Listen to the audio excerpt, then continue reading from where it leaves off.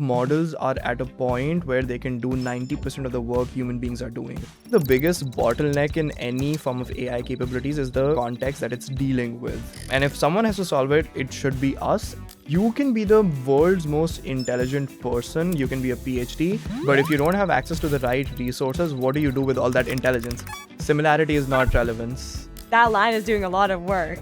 We had like 500 to like 1,000 people visiting our website and literally no one signed up. There was this guy who signed up and he said, yeah, and your website is like extremely shitty. You don't communicate what you do. You can have the world's best product, but if you don't know how to communicate your benefits, no one is going to use it. No one has enough time to figure it out on your behalf. We just like figured out this one tagline that vector databases suck. And people were like, oh, you are right. For people who don't know what HydraDB is, can you fill them in? We are not a memory application. We are the infrastructure that enables memory apps. Kind of like Composio. But for a different use case. Hi, Nish. Thank you so much for being here. I know you're a very busy guy. What prompted you to say yes to this opportunity? Yeah, so I think one of the folks at Composio is an angel investor in our company, Rahul. And he kind of helped us like shape up our product the way we want to think about it. So he's been really helpful since the beginning. And then he gave me a call last night, like just asking me to come and do this podcast. So if it was someone else, we would have said no. But yeah. Very, very glad you're here. So let's get into it. For people who don't know what HydraDB is, can you fill them in? So we are the context layer for any form of AI application that is being built out there. Models in themselves are very intelligent, right? But models need access to the right context from any form of unstructured business data. That could be Notion, Gmail, Slack, PDFs, invoices for them to actually be useful in production. So HydraDB is basically this bridge between all this unstructured context and your agents in production. And we kind of like marry the two so that your agents can, be productionized very easily. Wow. And what's the biggest misconception people have about what you're building? That's a very good question. So, so the biggest misconception right now is that people think of us as a memory layer or a memory application, but HydraDB sort of is the infrastructure that people can use to build their own memory layers. So we work with a couple of enterprises and we work with some of the fastest growing AI startups in the Valley that are literally constructing their own memory layers in-house on top of us, right? So I would want to like distinguish between we are not a memory application, we are the infrastructure that enables memory apps. Oh, kind of like Composio. Kind of like Composio, but for a different use case. For a different use case, okay. For memory. For memory and context and in general, like, so we want to make stateful AI, right? We want your agents to be stateful from all this unstructured context, and that is what we enable. Wow. Let's get into more of your background. You were at Stanford working on a research project, trying to build something like ChatGPT, but connected to all your workspace apps. Yeah. Walk me through what you were trying to build and where it broke. Sounds good. Where it broke. Did it break? I love the assumption. It didn't break. Good thing it didn't break. Okay. So I think the idea was, for me, I think just like a little distinction. So when I was doing this research project, it was completely for a different use case, right? So we were building search engines, but for different modalities. Think like 3D objects, for example, right? Edge case modalities. So that is what I was doing. And that work inspired me to start like a different project altogether, which was sort of like this app that could search all your other apps, right? So like you have a separate search bar for Gmail, separate one for Slack and all of those things. So what if you could have like a single unified search bar that search across all your applications? And that is what we did. We actually were the number one product of the day, week, month. And then we were like number one, or I think number 2 or 3 AI productivity tool of the year on Product Hunt. So we had like millions of people, by the way, using that application. But I think the reason we stopped pursuing that application was because there's an inherent ceiling with how like people want to consume applications, right? So with newer tools like Claude and all of these things, if you have a very personalized preference of, oh, I don't like that button, I wish it was like that, you would rather just go out there and like build it yourself. So I do think that interfaces are going to become very fluid in nature. So the nature of all your work could be done in the sense like it could be done in your CLI, right? Or within like some other form that I think cracking the UI UX for us became a very big challenge because we were getting like, oh, this is so sucky. It was just like, the app works, why don't you use it, right? So we were kind of stuck in this loop where we weren't able to like figure out what the best experience would be for the customers. And then my whole assumption assumption was, I feel like the underlying infrastructure, if given to the end user, they can definitely figure out the best way to do it themselves. And therefore, that is where we started focusing with HydraDB now. Oh, okay. And so with the UX UI, like for HydraDB, like it's very like intuitive. So we don't have a UI UX now. We only have APIs and we have an SDK. So developers and like non-developers, anyone basically can use our APIs to build their own stateful applications using our infrastructure. Oh, okay. You had Findr. Yes. Let's talk about that. Yeah. Tell me more about, is Findr something you pivoted from? So it's very different. So Findr was the application that hit like the UI UX ceiling for us, right? That's the project that allowed you to search across all your applications using a unified search bar. So that is when we realized that I think what is more valuable for the end user is the underlying ability or inherently being able to unlock all the context from your workplace applications, from your PDFs or any articles or tweets you were reading. So that is what we decided to focus on, right? The inherent like infrastructure that allows you to unlock context and give it to some form of AI agent so that AI agent becomes stateful and performs its job in production. So that is why we shifted our focus to just like using building HydraDB. Okay. So it was a runner-up in Product Hunt's 2024 Golden Kitty Awards. Yeah. You had real traction, real revenue. Yeah. Most founders would have just kept going with that. What made you look underneath the product and decide a bigger problem was the infrastructure? I think that market or that space in general had a lot of companies coming up, right? So I think one company I really respect a lot is Glean. So they've been in this space for a really long time, and I think Glean is one of your customers or something. Yes, like that. yeah, exactly. Shout out. So yeah, I really respect Glean for being able to solve this problem early on, right? So I think and so Glean is like a prime example of this space, and then there were like 100 other companies trying to do the same problem. So there was like a saturation in this space that I noticed, and then to be able to continue in the space you had to keep on raising more and more and more, and essentially like there was no way to differentiate at after a given point in time, right? And then the second, like this whole nuance around like, oh, people didn't like our UI UX, and then we could have kept on iterating on top of that, but like why would you keep iterating in a market that's already saturated, right? So it was like a combination of things, but the most important realization for us was like I said, like the underlying inherent ability to give people the power to kind of like connect their AI agents to the context which is relevant is a much better problem to solve, and that actually makes AI useful in production. So yeah, that is what we decided to focus on. Nice. So you built Findr using vector search. Yeah.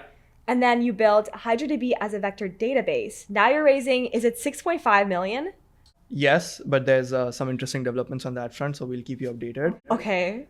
But there's a very big correction here, right? So Findr was built, using vector search. And that is when we started noticing the capabilities or the inherent flaws with vector search, right?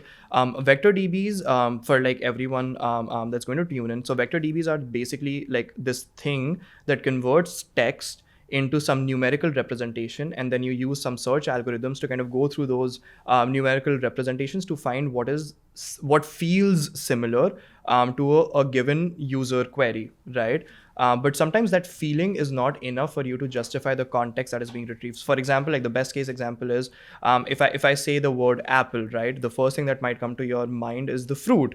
But what I was actually referring to was the company Apple, right? And that's like a massive, like imagine you were in a board meeting and I asked you, hey, can you give me that Apple report? And you just like brought up these things, right? So this is the inherent limitation that we started running into. So what we are trying to do at HydraDB is we are trying to construct like ontology-first indexes, which is like supremely and massively different from how a vector DB functions. So a vector DB creates like a flat index of all your documents, right? And it basically destroys relationships. It doesn't remember why a piece of context is important. But all enterprise knowledge is n-dimensional in nature. There's like time involved, there's like relationships flowing down and all of those things, right? So we want to preserve those relationships and create an ontology first index, and then allow agents to kind of traverse all of those like complexities how a human being would. And then, that's the difference. Awesome. Thanks for clarifying. You said you can have the world's best product, but if you don't know how to communicate your benefits, no one is going to use it. Yeah. Walk me through what that actually looks like. And yeah. This one's kind of personal. So what happened was So we started like working on HydraDB, and before we had like this the messaging. I don't even precisely recall what the messaging was, but it was something extremely technically irrelevant, right? We thought we were the coolest company on the block to have figured out, this like new shiny messaging, but like in reality, no one cared, right? Literally, no one. What was the shiny messaging? Like how did you? I think it was. I think it was something around like build scalable lightning fast AI or something like that. Something along those lines, right? And literally, I can assure you, no one cared. Like no one freaking cared. We got like I think close to like when we initially during like our soft launch period and all of those things, we had like 500 to like 1,000 people visiting our website, and literally no one signed up. And we were like, like, okay, out of 1,000 people, at least 2 could sign up, right? We can't be so off track. And then there was this guy who signed up eventually one day, and then this was back in like December or January early on.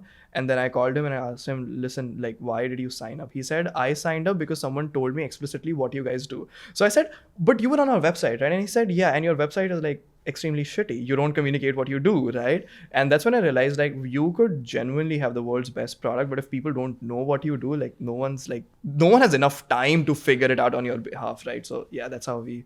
Yeah. Wow, that is such good advice. So it's like kind of like moving away from like the shiny, like flowery language and more so just like straight up, like this is what you do. So, I mean, I think, for example, like even with our recent launch, right, our main goal was to generate a little bit of awareness around like what are the fallacies that we ran into, right? Or what are the challenges rather we ran into, and the fallacies of like vector databases and all of these things. So what we did was at the end of the day, we just like figured out this one tagline that vector databases suck. And we were like upfront about it, right? Okay, wow. And then people were like, "Oh, you are right?" And we got like 200 companies to sign up for demos, and like we decided to like get on a call with these folks, and we were like, "What is your problem? Can you be honest with us?" And like, vector databases actually suck. Can you help us replace them, right? And we were like, "Sure, let's work together." And so that was like the new, like that's like the tagline pretty much. Yeah. Wow. So like same product, different words. Customers started converting from competitors. How long did that take you to figure out? What was the moment? Oh, yeah, you already said that. When was the moment you knew the messaging was working? Yeah. Sweet. Amazing. So most technical founders hate thinking about messaging. You clearly don't. Where did that instinct come from? I think, by the way, we have a great team. I know Karthik's off camera, but head of growth. So he's been So I think it takes like a team of people to do it. I don't think it's like, so if you are a founder, you have a very particular, like you have opinions that are very strongly held in your belief that, oh, this is the right thing that you need to do, right? I do think it takes like a team of people who can just like spread out there and figure out different variations and combinations. Like it's literally like how many permutations and combinations can you try before something works. So that is exactly what we did. Were you doing growth engineering? You were doing growth? Yeah, product and growth. Product and growth. So maybe as well, maybe probably. I think like from a founder's lens, that's very independent. So if you have a product that's already working, right, and that's already growing, engineering the growth is very different, or like just like making sure that it's going from like 1 million visitors to like 10 million visitors is a completely different thing. But if you have 0 visitors, that is different. So that's completely different. Wow. So you really had to, and finally after a lot of iterations, like you found what worked. Cool. So your fundraise announcement got 3.7 million views on X. Yeah. Probably more now. You've raised 6.5 million to kill a vector databases. Walk me through how you wrote that tweet. Was it a 1 draft or like 20? Did you like, did like a team help? Yeah.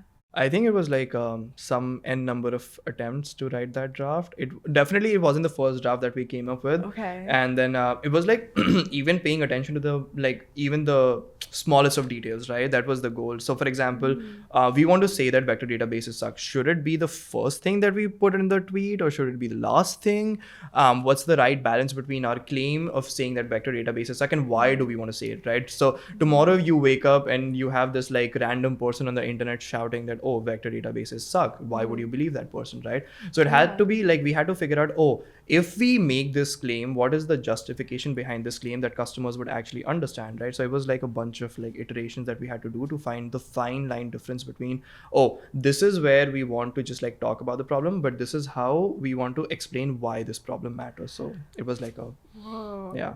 So why the problem matters is so important to like for us, it's very clarify. important, right? Because I think clearly we have spoken to enterprises that have been trying to productionize. I'm not even talking about improving. I'm saying productionize AI for the last 1.5 years. What do you mean by production? Like they don't have a single AI agent running like for a customer support function or any function, as a matter of fact, right? And like we got on a call with these folks, and they're like, oh, we've been trying to build something in AI, but nothing works for us, right?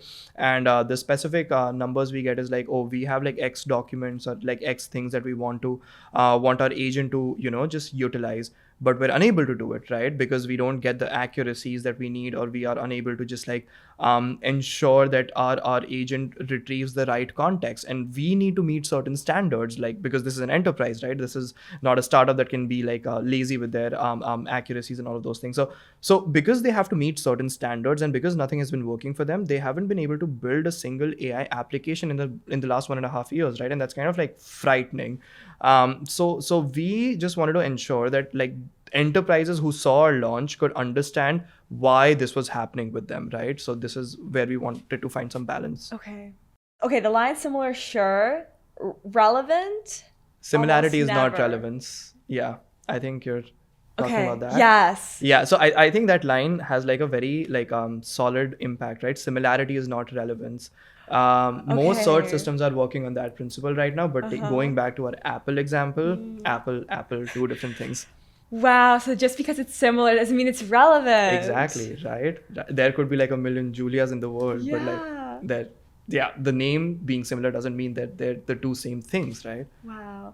Yeah, and that's like, that line is doing a lot of work. Yeah. And I mean, it's in a very few amount of words. Yeah. How do you think about making a technical concept that specific and that punchy? How did I think about it? That's a very interesting question.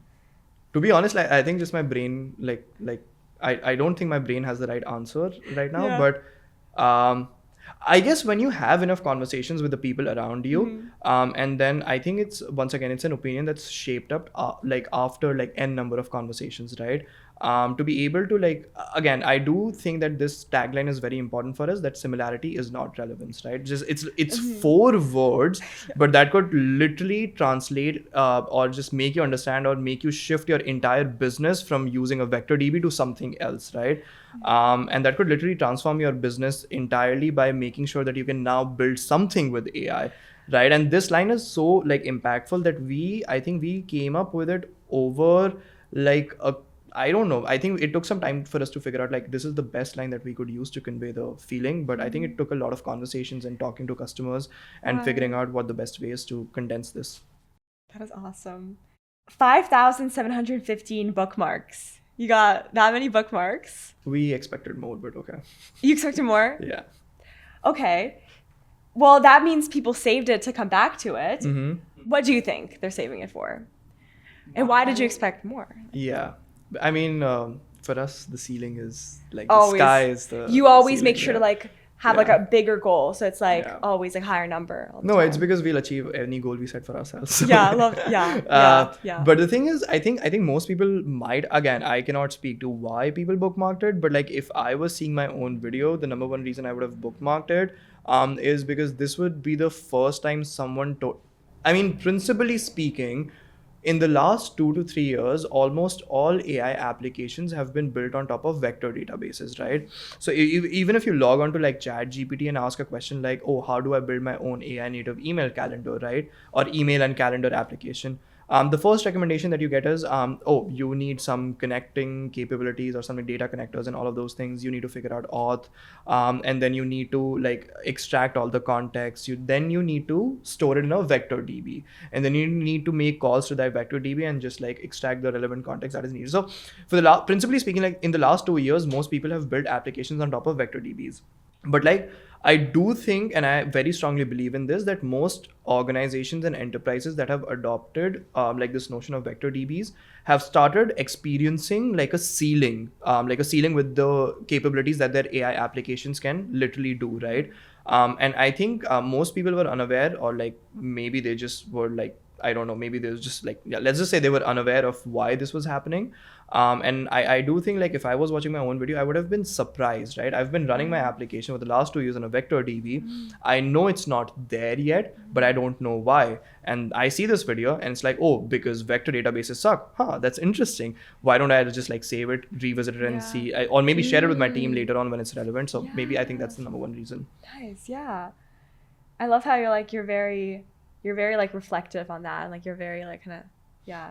So vector search returns similar results, not relevant ones. Give me the most concrete example of what the failure looked like in the real world, the moment where similar is not good enough. I think we've been talking about the Apple example. So. Yeah, the Apple, that's a good example. Okay.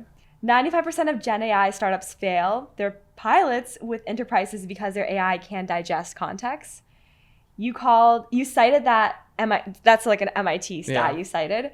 What are those teams getting wrong, and what would they have to change? Yeah. By the way, I cited it just because it was like a fun thing to cite. Okay. It's not like a scientifically proven thing that the context is like the main reason. But I do think like a majority of AI applications are unable to go from like POCs to production because I mean, even when we were talking to teams and like some of these companies were like Series B companies, right? And that are building like some new agents for their end customers.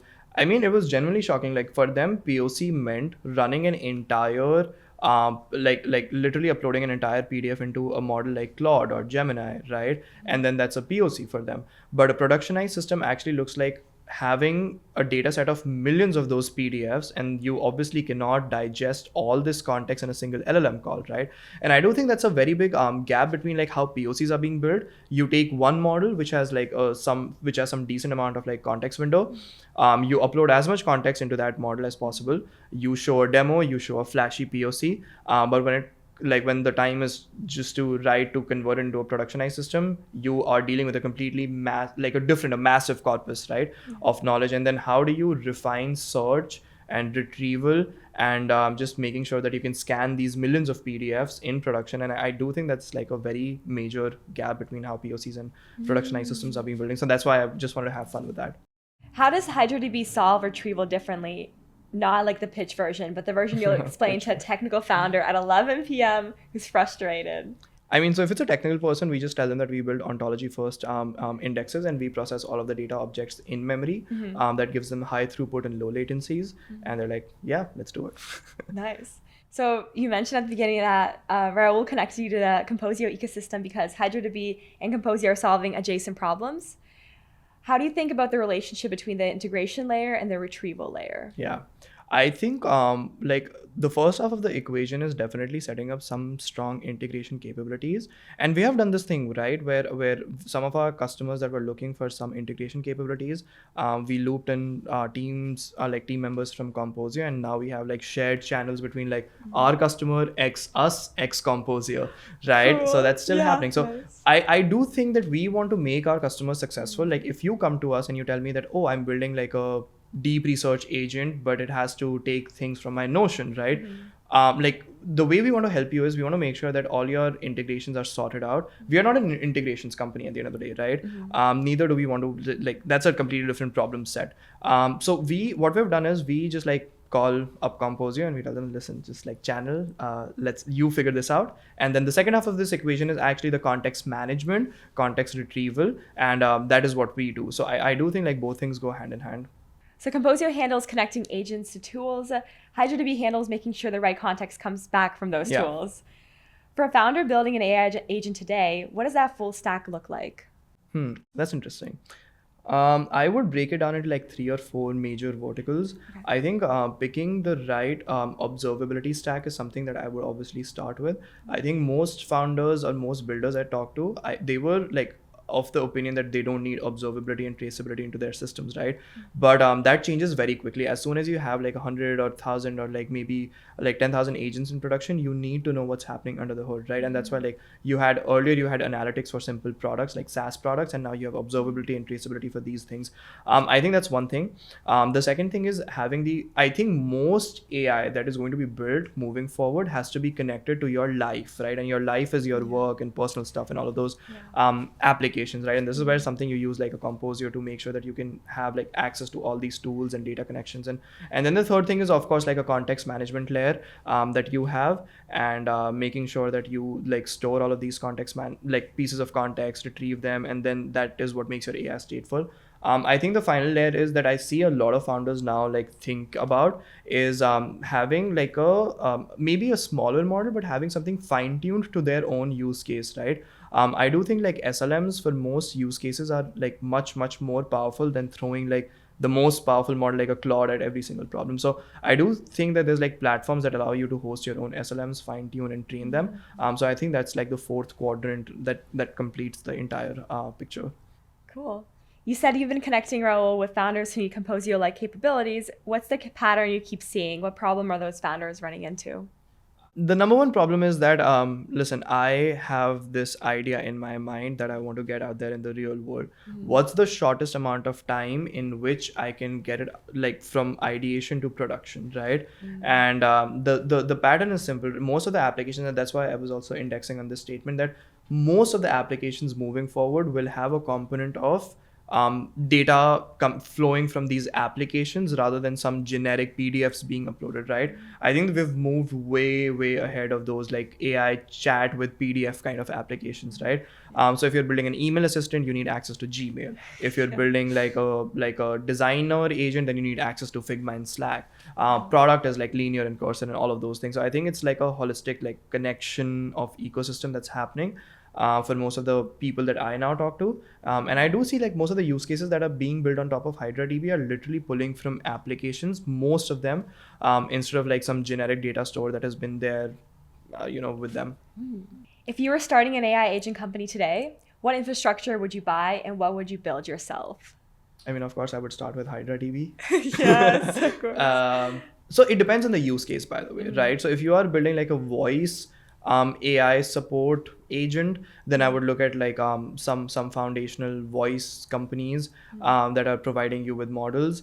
If I'm building like a food delivery agent, then I would of course look at companies that allow the agents to make purchases on the behalf of users, and there's companies that allow you to like manage inboxes for your agents autonomously and all of those things. So it's a very like I think it's a very wide spectrum of tool choices that I would have to make.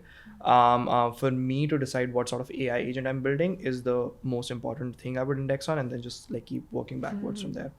Awesome tip. You go by Context King CEO on X. I love that username. That's definitely not a modest handle. Yeah. What's the conviction behind it? Originally, I think it was just my name, but then we like did this because the conviction is like it's not about the Twitter handle. I think the conviction is in the broader problem statement of ensuring that like literally I think models are at a point where they can do 90% of the work human beings are doing, right? Literally speaking. Like researching about someone's background. Or maybe writing code and doing all of those things, right? I do think the biggest bottleneck in any form of AI capabilities is the context that it's dealing with, right? And if someone has to solve it, it should be us, and therefore we want to be the forefront, like the frontier, the pole bearers of this like space. Yeah, because like AI needs like someone needs to control AI. Like I mean, it's the same as you can be the world's most intelligent person. You can be a PhD, but if you don't have access to the right resources, what do you do with all that intelligence, right? Yes, exactly. How was your journey building in San Francisco? How was your journey? How was your journey? Yeah, amazing. It's still going. It's amazing. How has your background shaped you how you think about building for a global market? I think Okay, so SF is anyone that's willing to like take a bet. I think they should definitely move to SF, and it's like very classic repetitive advice, right, that you hear on the God, I'm internet. seeing like 17-year-olds on Twitter like Yeah. moving, dropping out of school and moving to SF. That's so interesting. I know, right? Just like when I was 17, I was like shuffling Pokemon cards, Oh, but yeah. like these guys are moving to SF, so that's very interesting. But yeah, it's classic repetitive advice. If you're willing to like shape the future, then you have to be in SF, because there's a lot of Okay. like new things that you are exposed to on a daily basis. Like, forget company building, right? The spectrum of things in terms of like what we can do with even HydraDB was like 10x or like 100x amplified with respect to when we were talking to like researchers working at frontier labs, and they told us, oh, you should be thinking about this problem statement because this is how models are being built literally, and the models are being built here, right?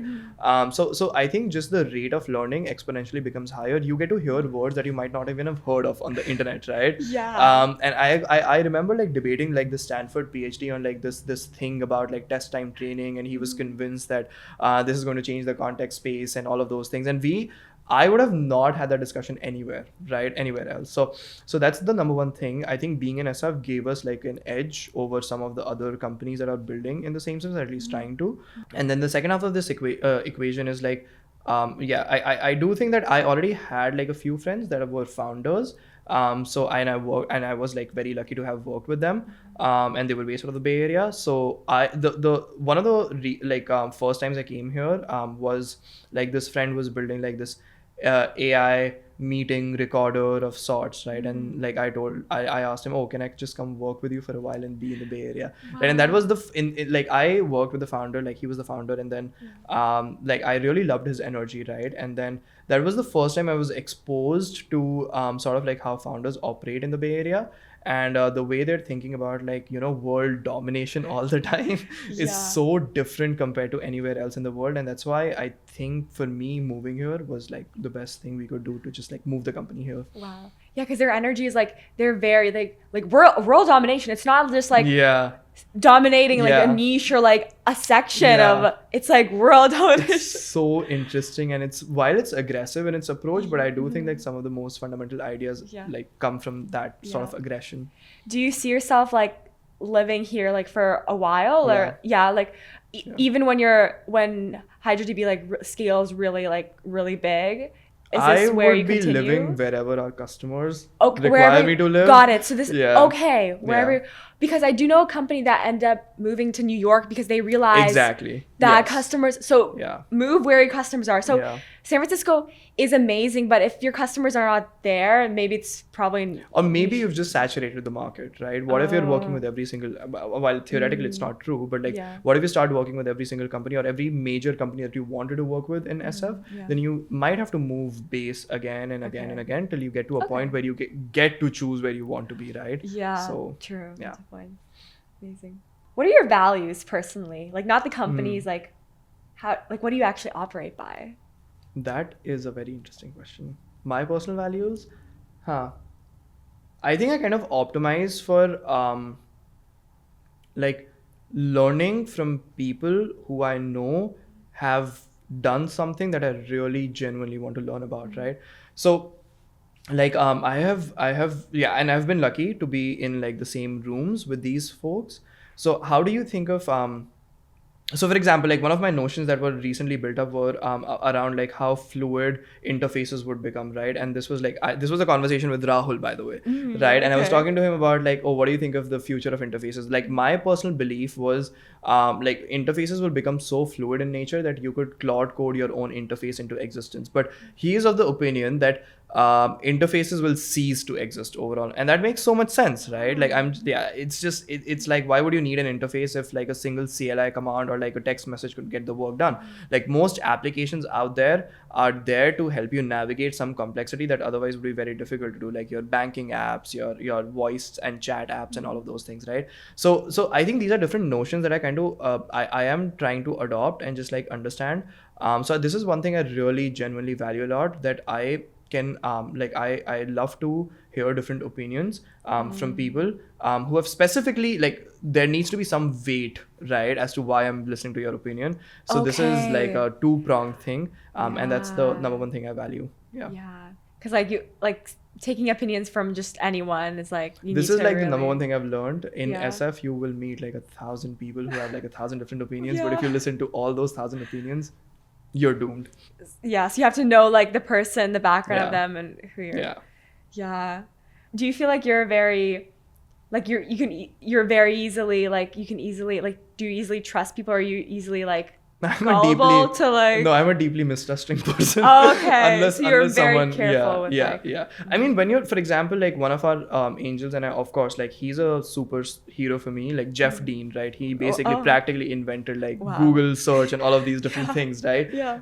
When you're in a conversation with him, then you start realizing what the value of a real like expert in the field looks like versus like an unformed half-baked opinion looks like, and you're able to distinguish between the two.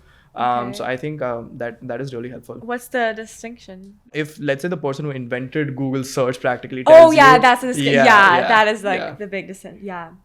Who are the people who shaped how you think? Mentors, founders, thinkers you keep coming back to?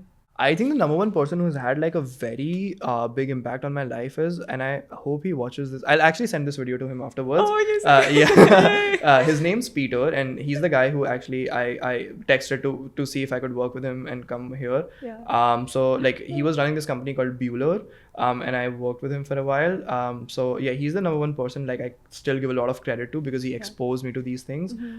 The other person I really value is like the founder of Smallest AI. Oh my God, His name's Sudarshan, and I did like those walks with him. Yeah. He helped me shape a lot. Like he literally like helped us shape how we should think of AI agents and the future of context management, all of those things. Yeah. So those are two people I really valued a lot. That's so amazing. You just raised 6.5 million. Mm-hmm. Walk me through what was the process like. What did the process actually feel like from pitch to close? We, by the way, closed our entire round in like 2 weeks. So for us, it was very fast, right? And I think it was easy for me to do because we already had some pre-established traction. We had a product that actually worked. And I saw like a couple of investors just like wanting access to our APIs, and the reaction was, holy fuck, it actually works, right? Wow, that's amazing. Yeah, so that was the kind of reaction, and Yes. then therefore we were able to close the entire thing in 2 weeks. So I do think like having, I think I'll just stop there. Okay. Yeah. Great job. Wow. Was it like harder before? Like this is like easier, like I mean, when you obviously have a little bit of like a runway, then you can take some long-term bets, right? Before you have runway, it's like you have to optimize for the smallest of things. Okay. So we had raised like a small pre-seed round of like 400K before this. Yeah. And like we had to like building something which acts as the infrastructure for millions of companies out there is a hard problem to solve, right? You need to take care of latencies, accuracy, making sure the thing scales, making sure your docs are good. And there's so much that goes into it. And then optimizing all of these things with like a smaller runway is a harder problem to solve than like having a larger runway and then taking massive bets. Okay. What's keeping you up at night right now for HydraDB, for like the industry, for you? I definitely, so there's like a few things that are definitely like fundamentally LLMs. And I have spoken to like my friends who have been working on this, but fundamentally there's like a massive shift in how some of these labs are thinking of building future LLMs, right? So one of the things that I've been deeply thinking about is I do think that the future of models is split into two halves, right? Where you have like very large models running deep inside your data centers. And then you have like smaller, faster models running on your mobile phones, running on the edge. But the one thing that remains common in across all these things is they would always need the right context to function, right? So my hypothesis is like there needs to be like this infrastructure that helps like these larger models that are solving very complex problems like rocket science, like nuclear medicine and all of these things. To how do you build something that gives context to these things versus like your average Siri like application, right? Oh, can you call my mom? Can you send my shopping list to this person? So on and so forth. And the SLMs that are running on the edge, they need like smaller context stores which are running on your device, right? So how do you build something that is running on your device at the edge without talking to or communicating with a server? So this is like a wide spectrum of problems that I'm thinking about and how we should move forward with it. But this is very interesting if you think about it. Wow. Thanks for sharing. What's the version of HydraDB you're building towards? The one that, if it works, changes how AI agents retrieve context forever? again, I think this ties back into like the previous problem statement I've been thinking about. Yeah. I think a future version of HydraDB, which is very relevant, or like one of the variations that is very relevant, is something that runs locally on your mobile, right? It's so small, fast, intelligent, and efficient that all your messages, your personal information, all your photos, it has access to that context, so that you have like this centrally running AI that's controlling your phone. Your phone knows everything about your daily life, but you are safe and secure in knowing that none of my data is actually leaving my phone, right? So what does that version of HydraDB looks like is something that we've been thinking about. But I think once we make that a possibility, like there's like 1 billion devices on the planet. There's millions of phones, millions of laptops, and if we could bring context locally to these devices, I think we might be at the edge of solving a real problem for most AI companies out there.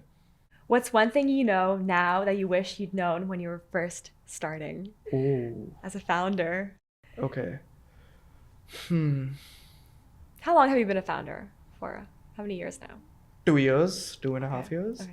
But I think, okay, between now and when I was starting HydraDB. So there's like a bunch of things. I'm trying to narrow down to like one specific thing Okay. if I could. Okay.